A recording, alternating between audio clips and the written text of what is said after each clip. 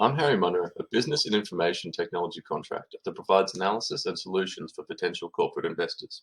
I'm here today to show you the potential behind one of the up-and-comers of the electric vehicle battery technology, Scylla. Scylla is a company that is an early entrant to the market that has been in the process of developing and increasing scope, automation, and production for a revolutionary recyclable silicone anode battery. An upgrade with links to existing lithium-ion battery technology. With graphene and silicon as replacements, they hope to impress themselves into the EV battery market. How they are expected to compare to the market they are entering can be seen through the Porter's 5 Forces framework. Feel free to pause to have a look at the more detailed points, but the key takeaways are material scaling and experience of the company will be their biggest threat of new entrants. China will be their biggest rival. As stated in the EV market research report, they account for 75% of the global lithium cell manufacturing. The EV market has a high average of budgets in competitors with small numbers of manufacturers. This is a concern in relation to Scylla, as with competition in the EV industry, it is shown concurrently that with the high rate of investment, Scylla's theoretical gains might be lower than they anticipated.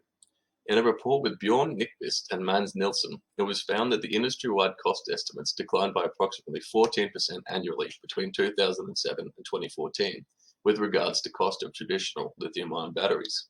Does this impact Scylla's chance of success? Well, if the current trend continues, even innovation can be beaten by price reduction of traditional and proven products. This is further proven by the threat of substitute products or services, as you can see in the model.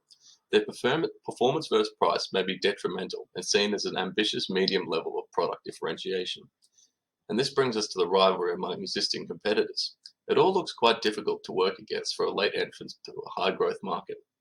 With limited resources, low diversity, and a high number of competitors, it could be said that the macro environment for EV batteries will be a hard one to excel in for Scylla, as it is a market that is unlikely to slow down. As Wessling and Heckert stated, our findings suggest that the combination of rivalry and dispersion positively relates to continued LEV development, proving that continuation of macro environment development can continue even without Scylla. And overall, with the analysis, you can see that the organization's capabilities and resources would be tested in the EV market. This is where we were led to our value, rarity, imitability, and organizational support for Scylla.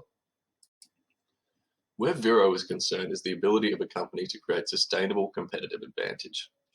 The questions to be asked can be answered simply in regards to value. Yes, they create opportunities. New technologies, more than 5,000 patents in a massively improving market. However, they aren't capable of eliminating the giants of the industry. They provide value to their customers through increased product capabilities, reliabilities, and recyclabilities. And it could, in theory, mitigate costs enough to make profit. This brings us to rarity. Does the company have a unique product? Yes. Although they aren't the first to develop it, they have over 5,000 patents. However, all patents eventually expire. But if they have such a large amount, it may not matter. They could have more than enough to continue producing innovative and rare products. The imitability of the resources, capabilities in their products. As Galliani said in the Rand Journal of Economics, a rival's decision to imitate depends on the length of the patent protection awarded to the patentee.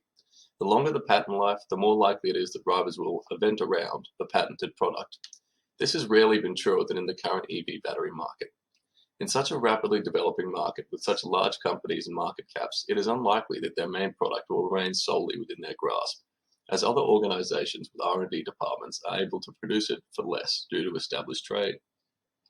And this brings us finally to the organizational support of Scylla, asking the question, does the organization have the capability to continue the other strengths of the VRIO analysis? Do they have the processes and systems to maintain the plan? In the case of Scylla, their operational strength relies on the patents, organization, and direction of the company. Box and Platts surmised it well when they implied the reliance on the managers of the organization. As managers in this environment must have more than just technical delivery skills, they need to be good leaders, capable of influencing strategic direction, and skilled in the managing the political dimensions of their products. This reinforces the importance that in this particular environment, management needs to be in control of the company's narrative and direction. Otherwise, damages are assured to either the value, imitability, reputation, or value of the company.